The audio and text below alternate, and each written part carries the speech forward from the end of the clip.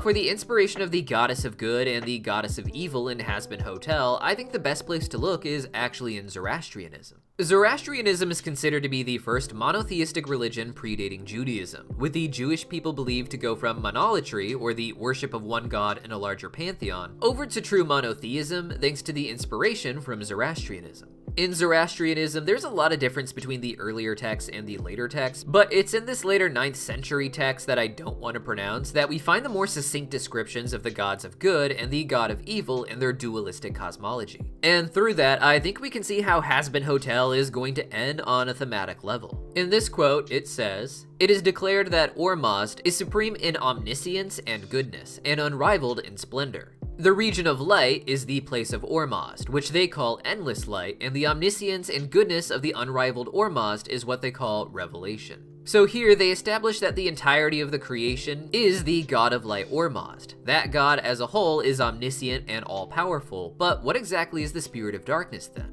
The quote goes on to explain, "Revelation is the explanation of both spirits together.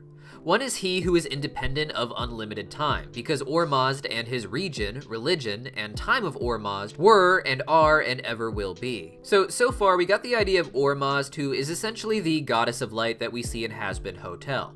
They're the first being of creation to embody all of good, and because of that, they're actually one step ahead of the embodiment of evil. The quote goes on to explain, while Ahriman, in darkness, with backward understanding and desire for destruction, was in the abyss, and it is he who will not be. And the place of that destruction, and also of that darkness, is what they call the endlessly dark.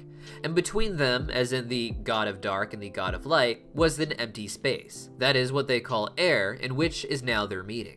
So the two exist essentially as this, the creation of good coming first and being the light, and thus casting the shadow as its sort of opposite. It's the separation of the good of creation into one side and the evil into the other that creates the world between light and dark, which in Hazbin Hotel is creation itself. The quote continues to explain, "Both are limited and unlimited spirits, for it's the supreme in which they call the endless light, and the abyss which is endlessly dark, so that between them is a void, and one is not connected with the other. And again, both spirits are limited as to their own selves. And secondly, on account of the omniscience of Ormazd, the god of light, both things are in the creation of Ormazd, the finite and the infinite.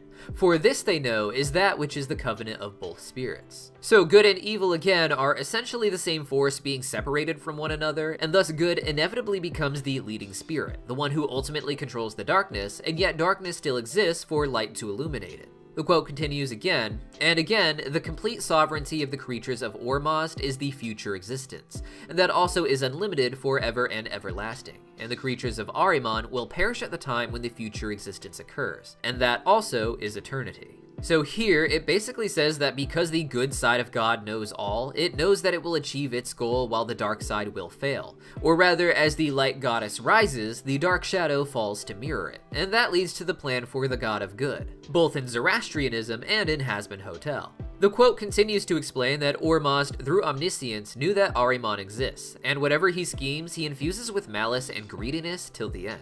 And because he accomplishes the end by many means, he also produced spiritually the creatures which were necessary for those means. And they remained 3,000 years in a spiritual state so that they were unthinking, unmoving, with intangible bodies. So here we have what Hazbin Hotel would call the creation of hell and the creation of the demons within it, but who aren't able to spring into full existence for a period of time, just as hell couldn't come into existence in Hazbin Hotel until later, but only as part of the bigger plan the goddess of good has. The excerpt continues to say, "The evil spirit, on account of backward knowledge, was not aware of the existence of Ormazd, and afterwards he arose from the abyss and came unto the light which he saw. Desirous of destroying, and because of his malicious nature, he rushed in to destroy that light of Ormazd unassailed by fiends. And he saw its bravery and glory were greater than his own, so he fled back to the gloomy darkness and formed many demons and fiends. And the creatures of the destroyer arose for violence." This ends the passage I'd like to read directly, but from here, the story of Zoroastrianism continues with the god of darkness trying to scheme to conquer all of creation,